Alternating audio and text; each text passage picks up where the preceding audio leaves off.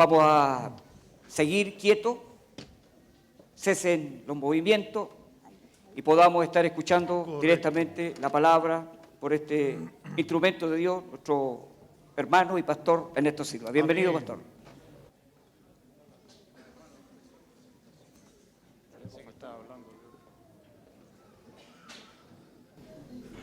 Mis queridos amigos, es una tremenda alegría estar aquí en presencia del Señor. Esta es una joya de reunión, que cualquier predicador se la quisiera, porque es una bendición estar frente a un pueblo de Dios con una cantidad enorme de gente, viendo estas transmisiones a lo largo de las distintas plataformas que ya han sido mencionadas. Agradecemos a Dios el privilegio de que los organizadores de este congreso me hayan incluido también a mí, particularmente Pastor Medardo, que nos ha dado una cátedra llena de emoción, de sentimiento, de un guerrero que nos enseña el camino del triunfo y que nos inspira a seguir adelante sembrando el Evangelio. Y naturalmente Edito Espinosa, nuestro amigo de años, Eddie, oh, Dios mío, lo conocí a Eddie cuando todavía estaba soltero este hombre, y nos inspiró mucho su matrimonio con Erika, porque admiramos a la señora Pilar y a Eddie, jóvenes, evangelistas, hicimos evangelismo junto con Eddie, ganamos experiencia en los campos de las misiones, y estamos felices de poder compartir estas tres trompetas, como lo decía Carlos, y que Dios nos bendiga mucho en la experiencia. Cada predicador tiene su óptica, su manera de presentar las cosas, y por lo tanto también tiene una visión que, reunidos en este evento maravilloso que es este congreso, permite enriquecer la forma como la Iglesia percibe a Cristo y al Evangelio. Así que estamos felices de compartir con ustedes la palabra. Efectivamente, nuestro ministerio, un ministerio misionero, gracias a Dios, el Señor ha abierto puertas extraordinarias, tal como lo veíamos en el relato, y naturalmente quisiéramos agradecer a las personas que nos han ayudado tanto para cristalizar ese tipo de metas. Y hay personas aquí que son nuestros sponsors, la gente que no solamente ora por ti, sino los tipos que ponen plata para que estas misiones sean posibles. Por eso les agradecemos mucho. Y están con nosotros todas las producciones apocalípticas que están relacionadas con publicaciones, son literaturas, textos, revistas, que están hablando acerca del final de los tiempos, porque el tema de ahora está relacionado con ese ocaso del fin de la historia. Por eso el nombre de este congreso, el final de los tiempos, lo que está al final del camino, y lo que vamos a exponer está relacionado con ese concepto, lo que espera nuestro mundo en los próximos tiempos.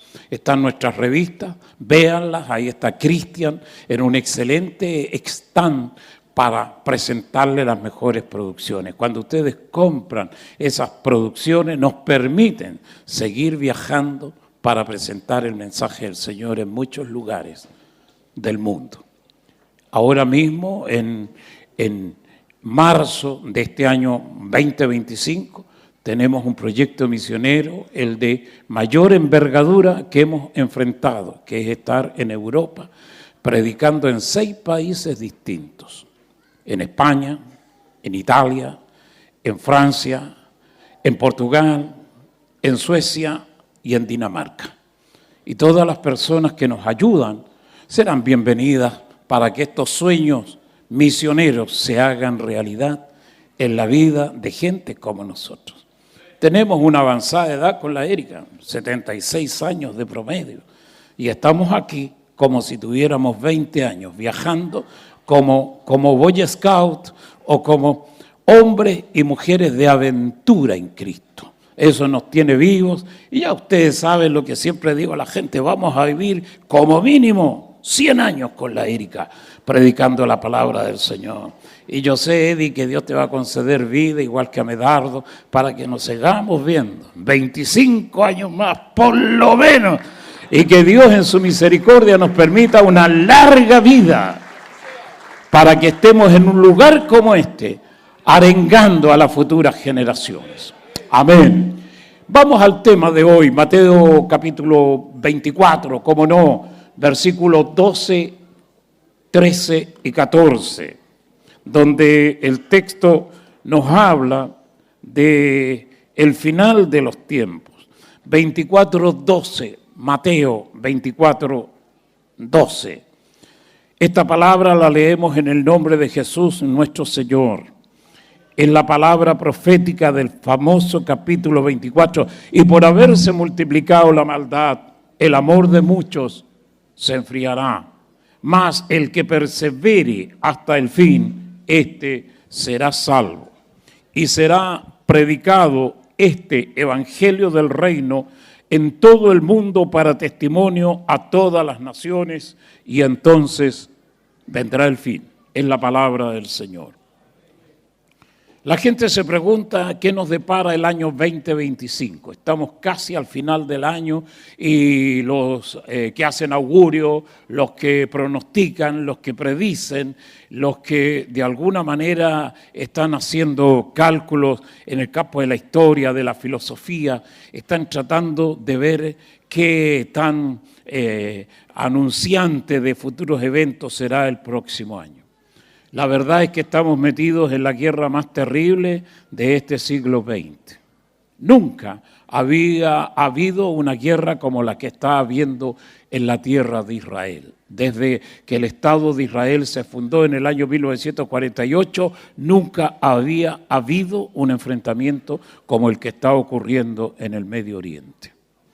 Dicen los especialistas en este tipo de temas proféticos que desde los días de Noé hasta este tiempo nunca hubo señales apocalípticas que abarcaran el mundo entero, que siempre, incluso la Primera y Segunda Guerra Mundial, se pelearon en lugares geográficos acotados, particularmente Europa, pero que han venido en este último tiempo, específicamente en estos últimos 4 años, una cantidad enorme de señales que nunca se habían dado en el mundo porque han impactado al mundo entero. La primera señal fue el COVID-19, una pandemia que todos ustedes conocen. Abarcó el mundo entero y produjo en el mundo entero situaciones que nunca antes se habían dado. Este es el ocaso de la historia, el final de la historia. El COVID-19 permitió vacunar a todo el mundo, 8.000 millones de seres humanos. Nunca se había dado un evento de esa naturaleza, nunca. Por lo tanto, es una señal cósmica de primer nivel. El COVID-19 se llevó por delante a más de 50 millones de personas que murieron con la pestilencia terrible y espantosa de este tipo de virus y infectó a 500 millones de personas en todo el planeta. Eso jamás había pasado. Han habido pestes peores que el COVID-19, pero nunca abarcaron el mundo entero como esta primera señal después de los días de Noé. Hubo la peste negra, año 1344 exactamente, duró 10 años y mató a 100 millones de personas. En el año 1918 vino la gripe española, que también se llevó a otros 100 millones de personas, particularmente en Europa, en la India y en China, igual que la peste negra.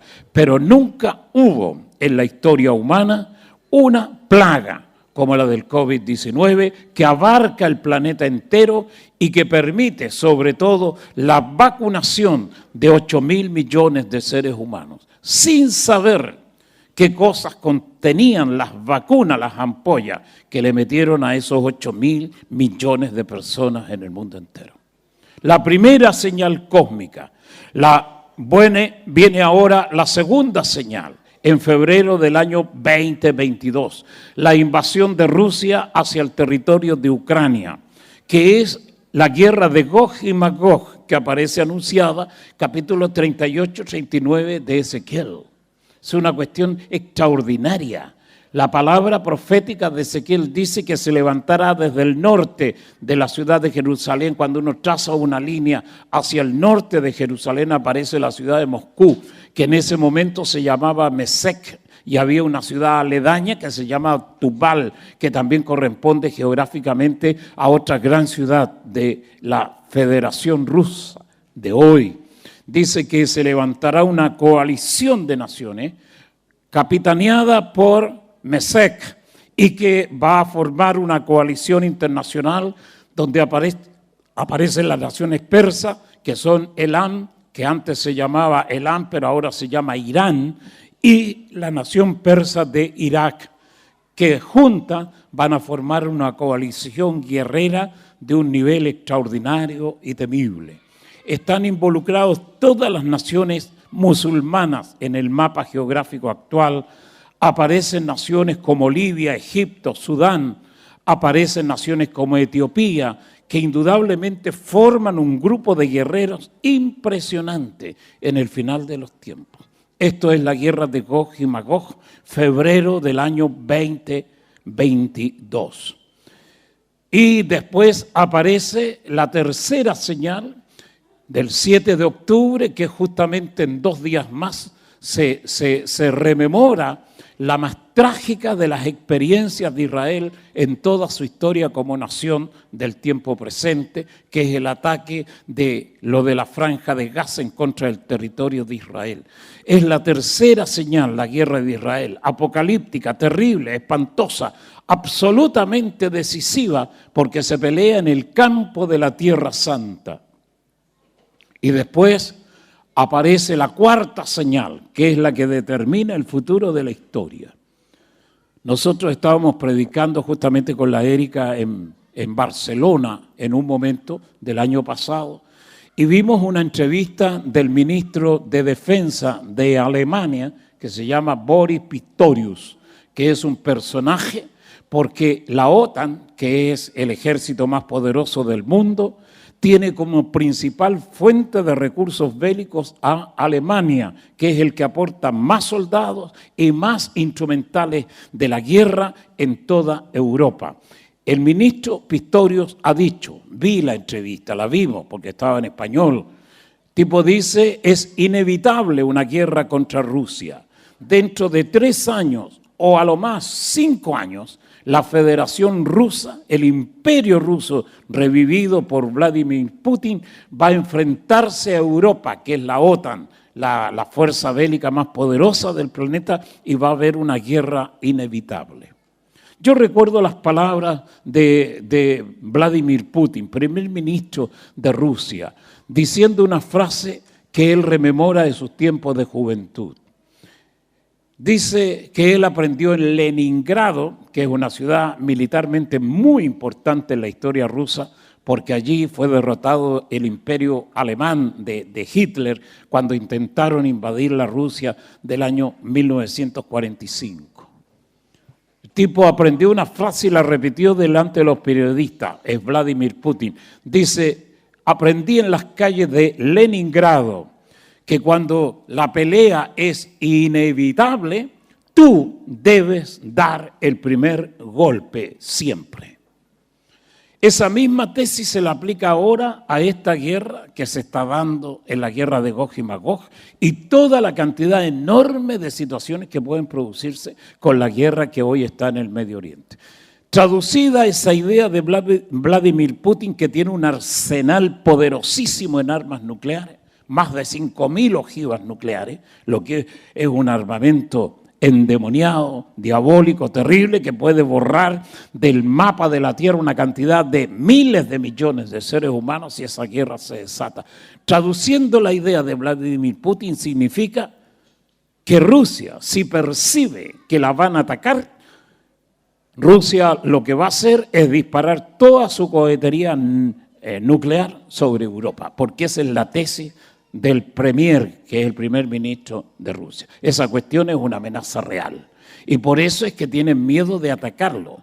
Porque si el tipo se da cuenta que la guerra es inevitable en contra de Rusia con Europa, Rusia va a disparar primero toda su cohetería nuclear y no va a haber una respuesta después de haber sido agredido, sino que ellos van a ser los agresores. Esa cuestión está escrita, así va a ser. Por eso tuve la oportunidad también de ver una entrevista de un militar allá en Israel, cuando habla y dice que el problema que enfrenta Israel en el futuro no son las naciones musulmanas, y que incluso refiriéndose al problema que siempre han tenido con los palestinos, en ese momento no estaba vigente la guerra de Gaza como ahora, pero el tipo dice, nuestro problema no son los musulmanes, ni siquiera son los palestinos que están aquí todo el tiempo en escaramuzas bélicas. Nuestro problema en el futuro va a ser Rusia. Por lo tanto, los tipos tienen claro el estamento de Israel, se llama la Fuerza de Defensa de Israel, que el gran enemigo no son exactamente ni siquiera con los locos que están peleando ahora. El enemigo de Israel no es el Líbano, aunque están en guerra. El enemigo de Israel no es la Franja de Gaza, aunque están en guerra. No son los del Yemen, ni son los sirios. El verdadero enemigo de Israel es Rusia, porque la palabra profética es lo que te dice. Y esa gente sabe de Biblia y por eso tiene la certeza de que el fin de los tiempos está llegando de una manera galopante. El ocaso de la historia. Este es el tiempo final. El mundo no tiene ni una esperanza, no hay ninguna posibilidad que esta cuestión mejore. Por eso he elegido este texto que es simbólico y es símbolo dentro de nuestras referencias proféticas. Y por haberse multiplicado la maldad, el amor de muchos se enfriará. La finalidad de todo este desastre que vemos en el mundo es instalar el gobierno del anticristo en la historia. Porque vendrá el anticristo y se apoderará del control del mundo, y en el final de los tiempos el anticristo junto con todos sus ejércitos peleará la última batalla que se llama el Armagedón en el valle de Megiddo, que está ubicado a 80 kilómetros al norte de Jerusalén, con una amplitud tremenda en el territorio de 40 kilómetros de frente por 30 de fondo. Es un campo de guerra. Los especialistas en guerra dicen que ese lugar que está en Israel, al norte de Jerusalén, tiene más historia en las más terribles batallas del tiempo, porque en ese lugar han peleado todos los grandes imperios del mundo.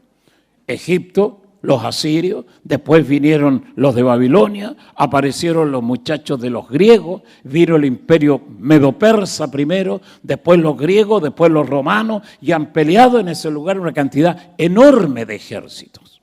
Y dice que en ese lugar hay más soldados muertos en un campo de batalla que en ningún otro lugar de la tierra. Y que en ese lugar se va a pelear la última batalla de la historia, la madre de todas las batallas, la guerra de Armagedón.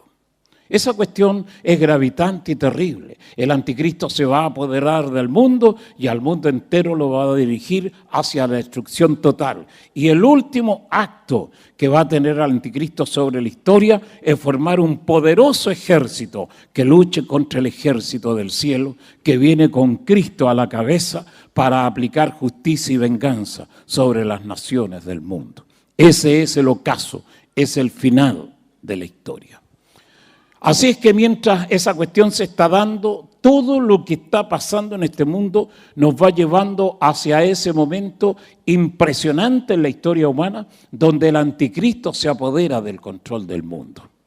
Y dentro de esa visión vemos el desastre total que hay en la historia, porque la fuerza anticrística tiene que preparar todo un escenario, lo que se llama el nuevo orden mundial, que es una cuestión que se ha ido dando en el lenguaje natural y normal de una cantidad enorme de gente. Y el orden mundial, el nuevo orden mundial que anticipa la llegada del anticristo es lo que se está dando hoy. Por eso todas las cosas están siendo modificadas en su esencia y llevando al mundo a un desastre generalizado. Y el texto lo dice, y por haberse multiplicado la maldad, el amor de muchos se enfriará. La gente que se dedica a esto que se llaman los tiempos mesiánicos, es tremendamente interesante leer la manera como generalmente estos especialistas en historia y que están dentro del campo de diversas disciplinas científicas te van anticipando. Hay un escritor famoso que se llama Jean Sandy, francés, como Jacques Vergier, que también son tremendamente importantes en la predicción del final de los tiempos. Jean Sandy dice que los tiempos mesiánicos se caracterizan por dos evidencias que tendrá en el mundo de la ciencia una repercusión tremenda. La primera evidencia de que estamos en el final de los tiempos, los tiempos mesiánicos, lo que se llama el ocaso de la historia, es el hecho de que los hombres van a tener la capacidad de explorar el espacio exterior, saliendo más allá de la Tierra, en esa aventura sideral cósmica, que significa llevar el avance, la cultura y el progreso de la Tierra a otros planetas y a otras esferas que son parte de nuestro sistema solar y de todo lo que es el mundo planetario. Este tipo de cuestiones el tipo lo planteó en el año 1960. Una aventura cuando en ese tiempo ni siquiera existían las coheterías que después llevaron el hombre a la luna, pero el tipo, un predictor de primer nivel, llegó a ese nivel. La primera cosa es la aventura fuera de la Tierra, traspasar el espacio interestelar. Y la segunda señal de que estamos en los tiempos mesiánicos es la capacidad que adquiere la ciencia de descubrir el secreto de la vida. Es decir, explora la ciencia hacia afuera, pero también explora el secreto de la vida hacia adentro. Generalmente con esta cuestión de la ingeniería genética. Cuando se escribieron estas predicciones, nadie había visto ni siquiera la constitución del ADN, que es una cuestión que solo se puede ver con una cantidad impresionante de microscopios, generalmente de tipo atómico, que son capaces de descubrir la estructura del átomo. Una cuestión impensada en ese tiempo porque las máquinas ni siquiera existían. Toda esa cuestión, hablando de salir fuera al espacio exterior y de descubrir el secreto de la vida, es una cuestión extraordinaria. Estos dos elementos marcan lo que se llama los tiempos mesiánicos, la capacidad de la ciencia de explorar hacia afuera de nuestro planeta y la capacidad de la ciencia de descubrir el secreto de la vida hacia adentro, particularmente con el ADN y el genoma humano. El genoma humano recién se descubrió completamente, se hizo esta cuestión de descifrar el genoma humano en el año 2000, siendo presidente de Estados Unidos el inolvidable Bill Clinton. Tipo extraordinario los que hicieron este descubrimiento y ahora, 25 años después, esta cuestión en genética ha avanzado una barbaridad tremenda. Año 1960 es cuando por primera vez en la historia la gente tiene la capacidad y el control de controlar justamente la cantidad de hijos que la gente quiera tener en su matrimonio o fuera del matrimonio. Aparece la píldora anticonceptiva que le dio, sobre todo a las mujeres, la libertad de planificar la familia como nunca antes había sido. Año 1960 se inventa la píldora anticonceptiva. Laboratorios franceses y japoneses fueron los que simultáneamente dieron a la luz un sistema, un medicamento, una cuestión aportada por la medicina que permitía el control de la natalidad.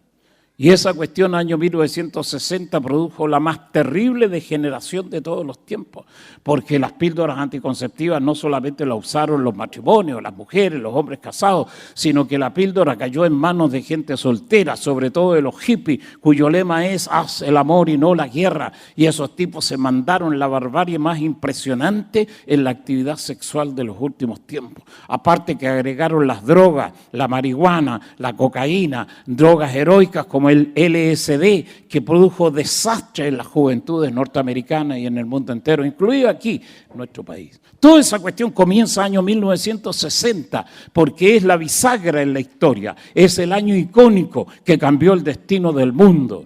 La ingeniería genética avanza a contar de ese año tremendamente. La primera vez que se oyó hablar de una frase que hoy es muy común, que son los clones, el lenguaje de los clones, aparece en el año 1960, cuando la ingeniería genética tiene la capacidad de señalar a las gentes del mundo impensadas conquistas de la ciencia médica, sobre todo en el campo de esta cuestión que es la ingeniería genética.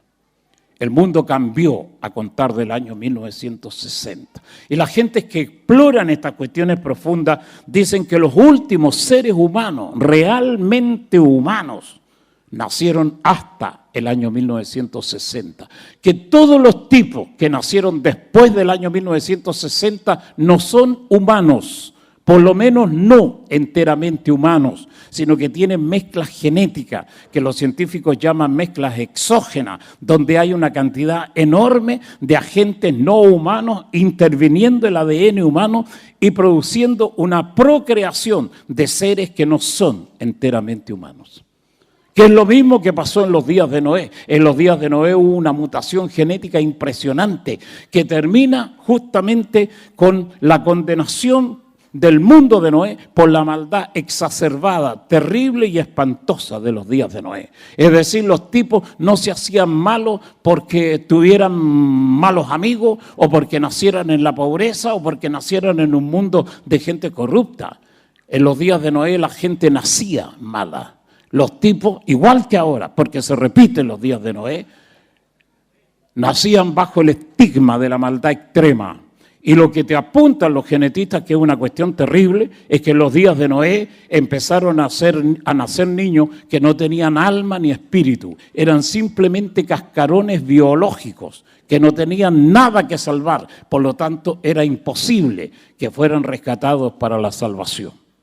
Y que en los días de hoy pasa exactamente lo mismo. Sobre todo el niño que ha nacido después del año 20, el año 2000, digamos que hoy tendría 24 o 25 años. Ese tipo de persona tiene una alteración genética impresionante. Y los que nacieron después del año 2010, 2015, 2020, que son los niños más pequeños de ahora, tienen una altísima posibilidad de ser simplemente monstruos, engendros, híbridos, realmente mutantes, que no tienen alma ni espíritu, por lo tanto no tienen nada que salvar. Estos son los días más terribles de la historia. Por eso, bien puesto el título de este congreso, el ocaso del fin de los tiempos. La gente nace bajo el estado de condenación, espantoso y terrible. La maldad es el elemento que produjo la destrucción de los días de Noé en el diluvio. Y la maldad es la misma fuerza que produce la destrucción del mundo que hoy tenemos. Y por haberse multiplicado la maldad, el amor de muchos se enfriará. Eso lo vemos, pero palpablemente, en el hecho de que la gente dejan de casarse. El matrimonio está destruido, esa cuestión no existe. Es todo un fantasma, es simplemente una cuestión absolutamente ilusoria. Se acaba el matrimonio. Cuando se acaba el matrimonio, que es el único lugar donde los seres humanos pueden expresar amor, es el lugar donde se expresa el cariño, el afecto.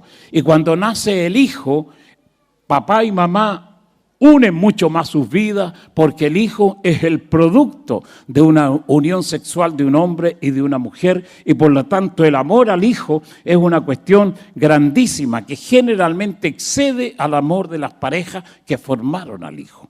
Al estar ausente el hijo, por lo tanto no hay nada que los una. Esa cuestión dispersa el amor a niveles increíbles y esa es la razón por la que fundamentalmente el amor sobre la tierra no existe. Hoy el matrimonio está definitivamente muerto, no existe.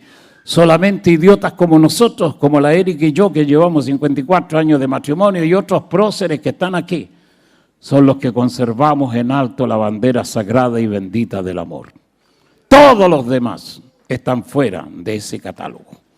Este es un tiempo terrible. Tú le preguntáis a la gente joven, incluso los que están aquí que son gente de iglesia, vos deberíais casarte entre los 18 y los 23 años, porque esa es la edad ideal para casarse. Le decís eso a los muchachos, te escupen la cara. Y si vos sois un predicador que insistía en el tema, los tipos dejan de escucharte.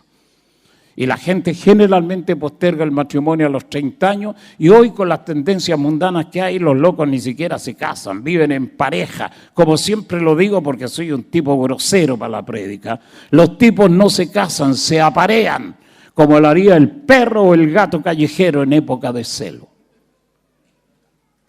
Así de claro, así vive la gente. Se casan y se dan en casamiento como advirtió Jesús de Nazaret en su palabra profética, que significa un burdel, un prostíbulo, un lenocinio, un quilombo, donde una casa de negros donde la gente hace lo que se le ocurre y vive como quiere. Y cuando esa cuestión se aplica a la iglesia en rigor, entonces la gente se estremece. Siempre digo a los pastores, ¿ustedes creen que esta gente que ve a angelitos volando encima de sus cabezas, popó pelado, son tipos santos? Pídanle la libreta de matrimonio a todos estos locos que creen que van al cielo. Y aprieten fuerte las clavijas. Una cantidad enorme de tipos viven en adulterio, fornicación, un montón de cosas. Como lo decía Medardo recién en su discurso. Que este es un tiempo crítico donde el amor está fuera del quehacer de las gentes. Por eso la maldad se inspira, crece como la espuma de la levadura o de la cerveza, porque realmente hemos llegado al final de la historia, al ocaso del tiempo. Este es el final del camino. Y después de la pérdida del amor solamente viene la destrucción total, que es lo que predice la palabra de Dios. Por eso Dios solamente bendice lo que está de acuerdo a su orden. Dios bendice solamente lo que está de acuerdo a su palabra. Y esa es la estructura que la iglesia tiene que mantener en pie. No podemos acomodarnos al mundo, como la gente vive, no importa las leyes que hayan. Vos tenés que afiliarte a la palabra de Dios, aferrarte a la palabra.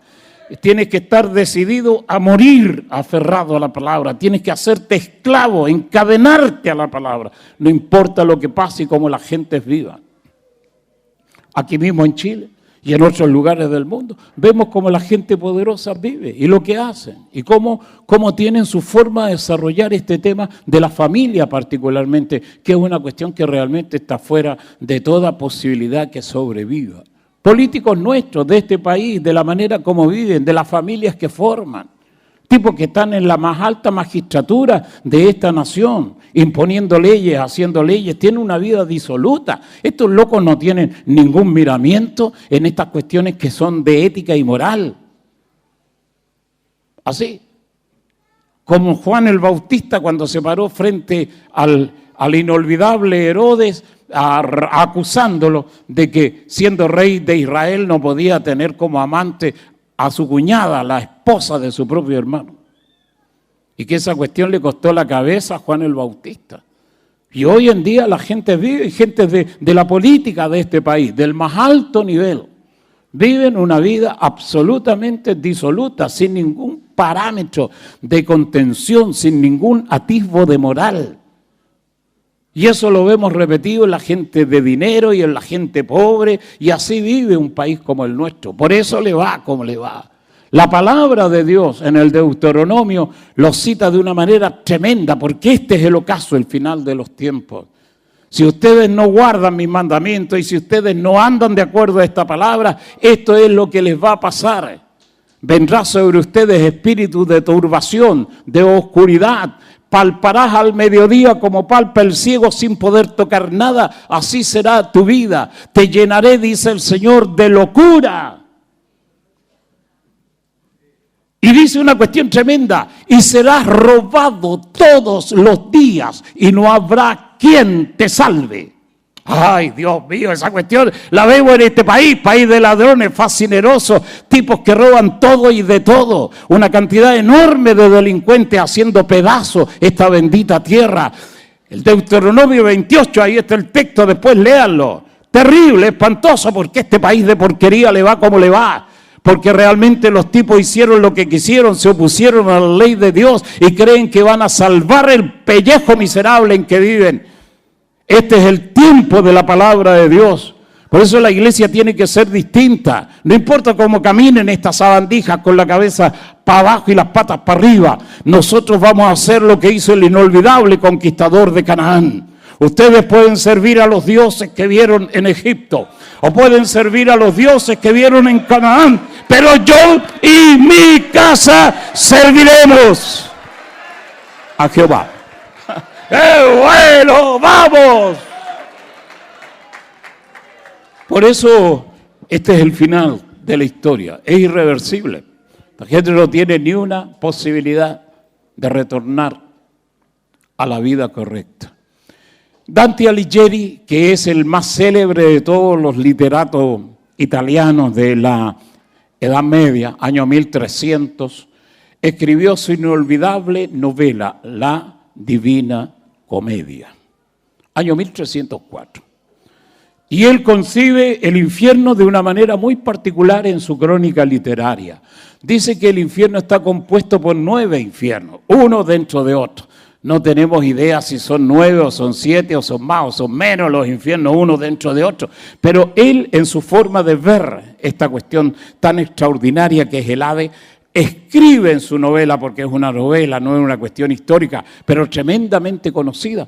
Dice que el peor de los infiernos está reservado para los apóstatas, para los traidores, para los tipos miedosos. Y esa cuestión coincide con la Biblia, porque los que encabezan el camino al lago de fuego no son los otros pecadores que parecen peores que estos. Los que encabezan la condenación al lago de fuego son los cobardes. Y los cobardes son los apóstatas, los que niegan a Cristo, los que niegan su fe. Los que cuando se tienen que tomar decisiones abruptas y decisiones férreas, decisiones absolutamente decisivas, los tipos permanecen neutrales.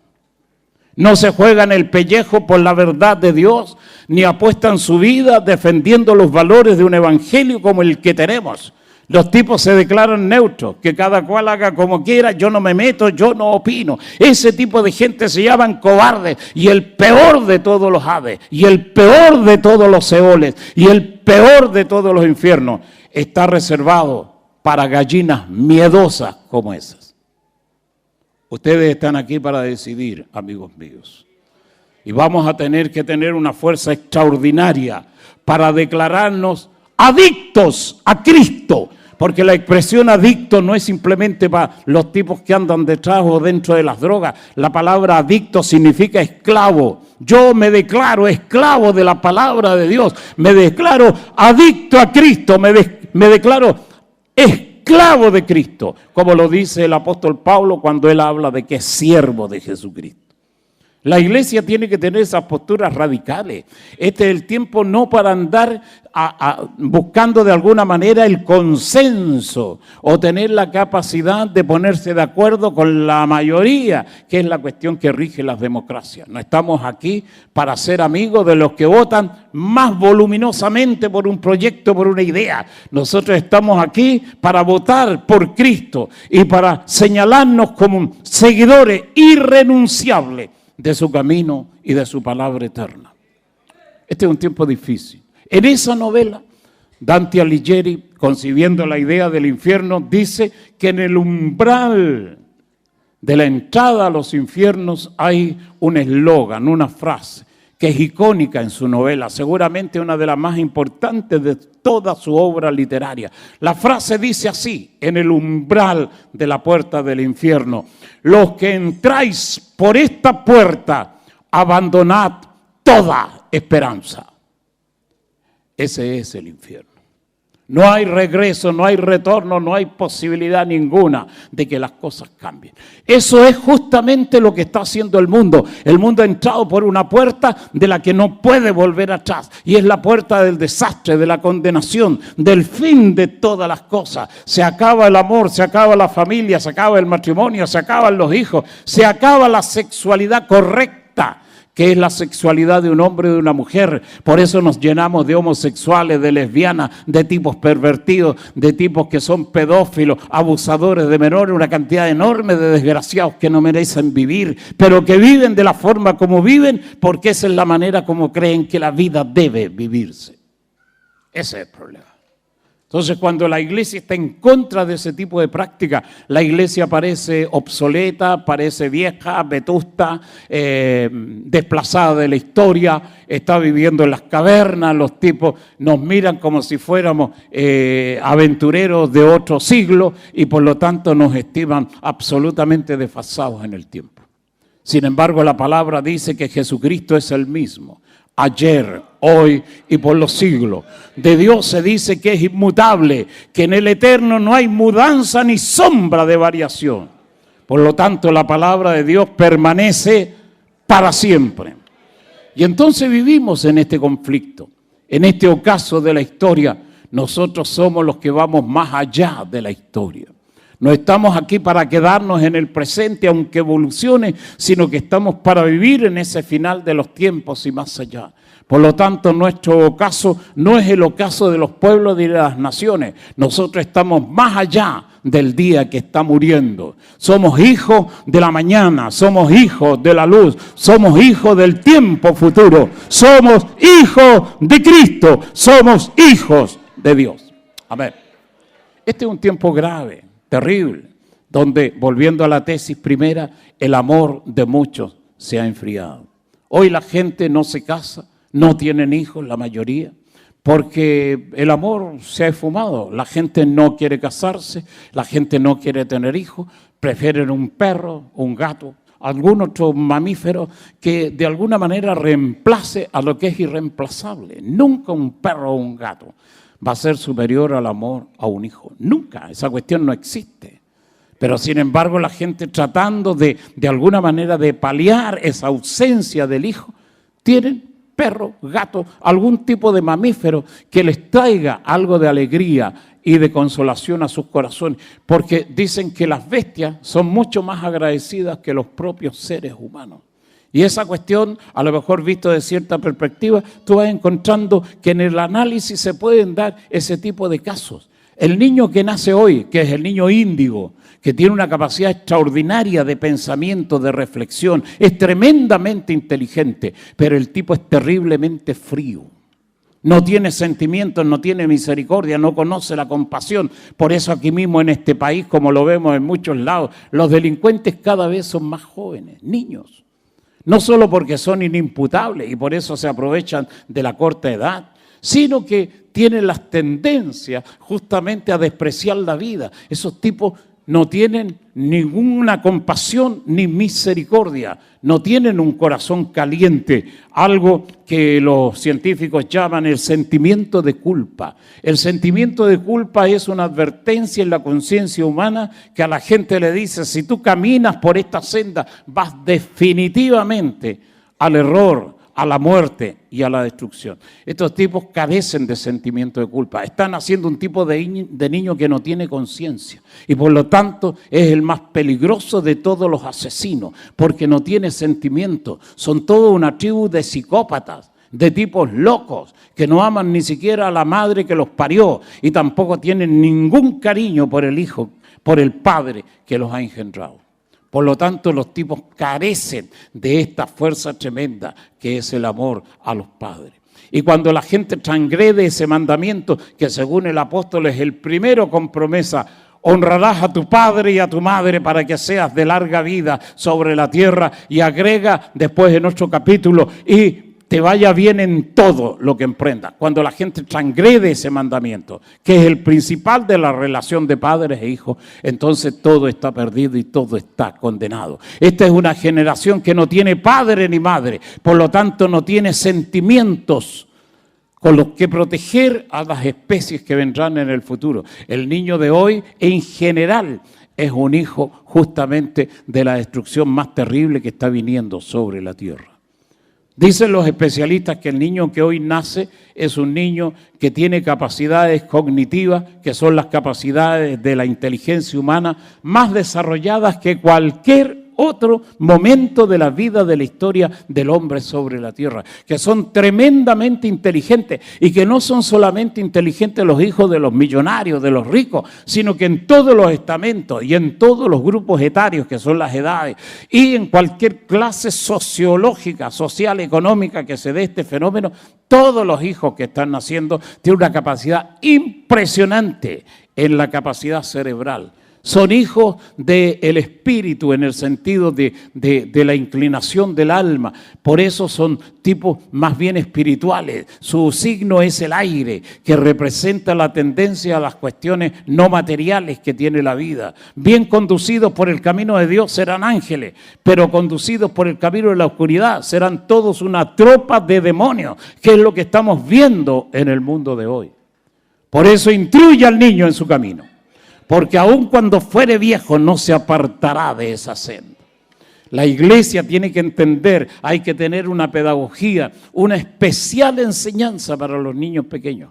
Todas las iglesias deberían tener un sistema de cultura cristiana para ese segmento etario, para ese segmento de edad. Las iglesias deberían tener programas extraordinarios para toda la infancia, la niñez. Y aunque los críos estén tomándose su primer biberón, la iglesia debería tener un proyecto, un programa de cultura cristiana para la gente joven, incluso niños infantes que están recién asomándose a la vida. Mientras más temprano agarremos a esa cantidad impresionante de gente que son niños, adolescentes o jóvenes, vamos a tener la posibilidad de conducirlos por el camino de Dios.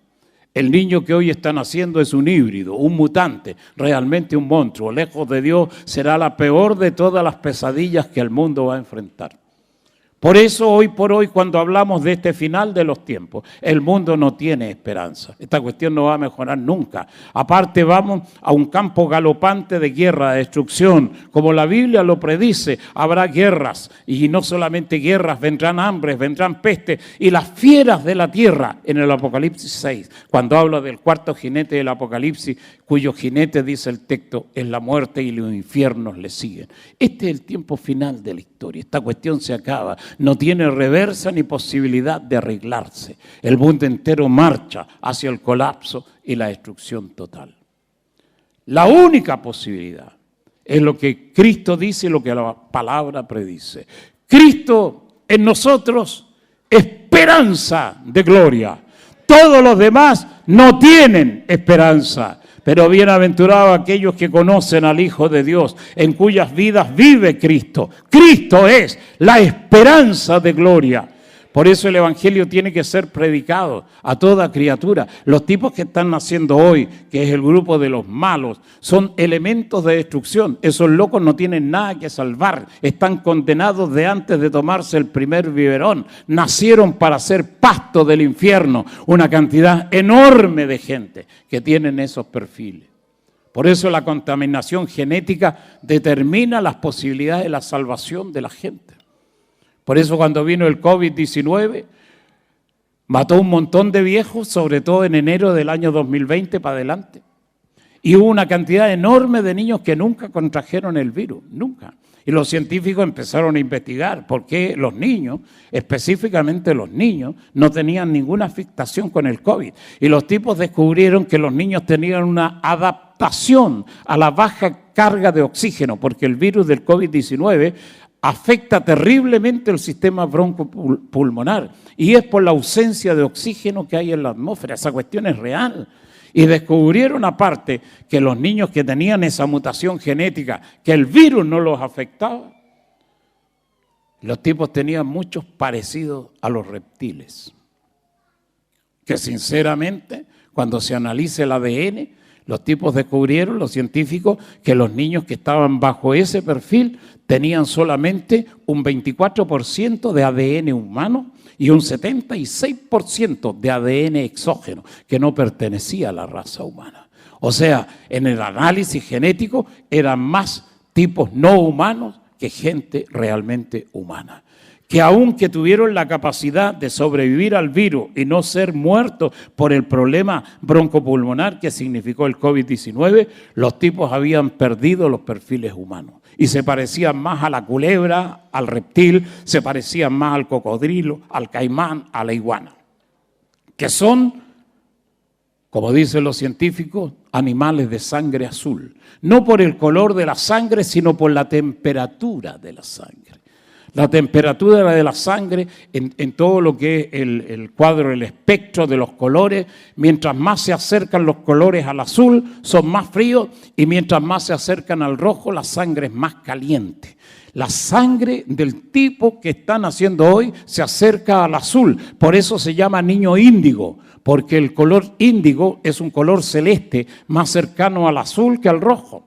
Y los tipos tienen sangre que realmente es sangre fría, que es la sangre de reptil, sin sentimientos, sin humanidad, sin misericordia. Por eso los tipos son destructores. Los niños, los jóvenes de hoy tienen esas tendencias a la destrucción, al suicidio, a matar, a hacer pedazo todo. Viven en una edad donde no hay ninguna cuestión que se les escape intacta. Dicen los científicos que aunque el niño se escapa del COVID-19 o de cualquier otro virus que tenga que ver con esta cuestión del aparato respiratorio del cuerpo humano, los tipos no van a tener nunca problemas porque se parecen a los reptiles y se escapan de la muerte por esa razón específica. Pero dicen que ha afectado terriblemente el alma de esos niños, porque ya no tienen compasión, no tienen misericordia, desconocen el amor y no tienen ningún interés en amar a nadie. Los tipos no se aman ni siquiera a ellos mismos. Amigos míos, el mundo no tiene esperanza. Pero ustedes están aquí porque tienen esperanza en Cristo. La iglesia no debe abandonar nunca esa visión gloriosa y bendita. Nosotros somos la gente de la esperanza. Y en Cristo Jesús tenemos una esperanza de gloria. Por eso la iglesia no debe tener miedo, pero el mundo marcha a la destrucción terrible y espantosa. Cuando hablo de este tipo de temas, veo gente que incluso tienen sus bebés de muy cortos meses. Siempre esa gente a veces, después de la prédica, se acercan y me preguntan. Esta cuestión me ha dado mucho miedo, pastor. Y hay gente jóvenes que seguramente tienen a su mujer a veces esperando una guagua y los tipos se estremecen. Y les digo lo que es real. A los 11 años de edad se produce la bifurcación. Es a los 11 años de edad cuando se sabe si el tipo va a ir para el cielo o va directamente al infierno. Igual que en los días de Noé, exactamente igual que en los días de Noé. La primera manifestación de las tendencias se produce a los 11 años porque hay un elemento biológico, es una edad biológica que se llama la pubertad, que es cuando el niño o niña decide su sexualidad. Ha nacido con órganos genitales de hombre o de mujer, pero tiene que decidir si va a seguir siendo hombre o va a seguir siendo mujer. Se está dando el caso, porque te lo dicen los que estudian la alta genética, que de los 23 pares de cromosomas, son 46 cromosomas hechos de pares, da 23. El par de cromosomas 23 es el último de los cromosomas, del par de cromosomas. Dicen que ese par de cromosomas está desapareciendo o ha desaparecido de una cantidad enorme de niños que están naciendo en el día de hoy. Y el par de cromosomas 23 es el que determina el género, la sexualidad de los niños que están naciendo. Y a los 11 años se ve para dónde se bifurca el niño. Por lo tanto, los tipos que se dedican a estos estudios, que son estudios realmente de la más alta apocalíptica, te dicen que el mundo se va a llenar de homosexuales y de lesbianas. Y el anticristo es homosexual, absolutamente, igual que el diablo. Tienen el mismo perfil de sexualidad. Y por eso quiere que el mundo esté lleno de tipos de gente como ellos. Por eso la iglesia tiene que mantener principios sólidos, libres, intransables. No importa cómo el mundo viva, nosotros vamos a amar a Cristo. No importa lo que la ley diga, nosotros vamos a someternos a la ley del Eterno. Vamos a vivir como Dios manda. A ver. Por eso este es un tiempo tremendamente difícil. El par de cromosomas 23 determina la sexualidad de la gente. Por eso hoy los gobiernos de todo el mundo, órdenes de la OMS, de la ONU, con la Agenda 2030 y otro tipo de agenda, a las naciones le piden que vayan preparando el camino de la legalidad para tener una legislación sobre la identidad de género. Porque saben que la gente que vendrán en el futuro no tienen sexo definido. Esa cuestión es real, terrible y tormentosa. Nosotros lo estamos viendo aquí mismo en Chile, como lo vemos en otros lugares donde exploramos y hacemos misión. Hay una cantidad enorme de niños que no tienen sexualidad definida. Y es peor, hoy son mujeres y mañana son hombres. Y después al otro día otra vez son minas y después son machos. Es una cuestión terrible lo que realmente está pasando. Amigos míos, este discurso de la palabra sobre el fin de los tiempos llega a su final. Aparte veo al camarógrafo manipulando la cámara, significa que al loco no le gustó el tema.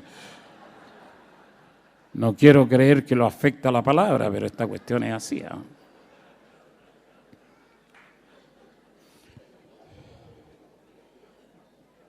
Así que vamos a tener una palabra de fe y de oración. Y le vamos a pedir a Dios que proteja en primer lugar el matrimonio de todas las personas que están aquí. y de los hijos de estos matrimonios. Y vamos a orar por esas generaciones que han venido después de nuestros hijos, que son los nietos. Y vamos a orar por la otra generación que está viniendo o que ya ha venido, que son los bisnietos. Le vamos a pedir a Dios que pase lo que pase y venga lo que venga en este mundo sin esperanza. En este ocaso del tiempo y de la historia, Dios nos conceda la bendición de ser fieles a su palabra. Y es como dice el apóstol: estoy seguro que ni lo alto, ni lo bajo, ni lo presente, ni lo porvenir, ninguna cosa creada, visible o invisible en el cielo o en la tierra, será capaz de apartarnos jamás del amor de Dios que es en Cristo Jesús, Señor nuestro. Permanezcan sentados, por favor. La oración es breve, porque el poder de la oración no está en el que la hace, sino en el que la oye. Te pedimos, Señor, que en tus misericordias, en este ocaso del fin de los tiempos, cuando el amor está fugado de la tierra y cuando este afecto maravilloso que es el amor es simplemente un fantasma en muchas vidas, por eso estamos llenos de delincuencia, estamos llenos de errores como la guerra, se llena el mundo de hambre, de gentes que mueren necesitadas de alimentos porque no hay compasión ni hay misericordia. Este es un tiempo donde los grandes valores de la vida están evadidos, fugados de la tierra. Aún así a nosotros, tu pueblo, Señor, cámbianos la manera de pensar, para que así también cambie nuestra manera de vivir. Protege tu familia, tu pueblo, esta gente es tuya, que ahora son linaje escogido y real sacerdocio. Protege a tu nación, Señor. Ven, auxílianos, danos la presencia vigorosa y bendita del Espíritu Santo, que nos guía a toda verdad y a toda justicia. Y permite que en estos tiempos mesiánicos, difíciles de soportar y casi imposibles de vivir, permite, Señor, que tu gracia y la fe nunca nos falten. Danos la fuerza para seguir viviendo aferrados a tu palabra, para ser consecuentes con lo que hemos creído y con lo que predicamos. Danos la bendición de tener familias sólidas, matrimonios bendecidos, y danos sobre todo, Señor, un testimonio que sea desafiante al mundo, porque somos la sal de la tierra y seguimos siendo la luz del mundo. En el nombre de Jesús, nuestro Señor, lo pedimos y lo creemos y lo recibimos. Amén. Que Dios nos bendiga siempre.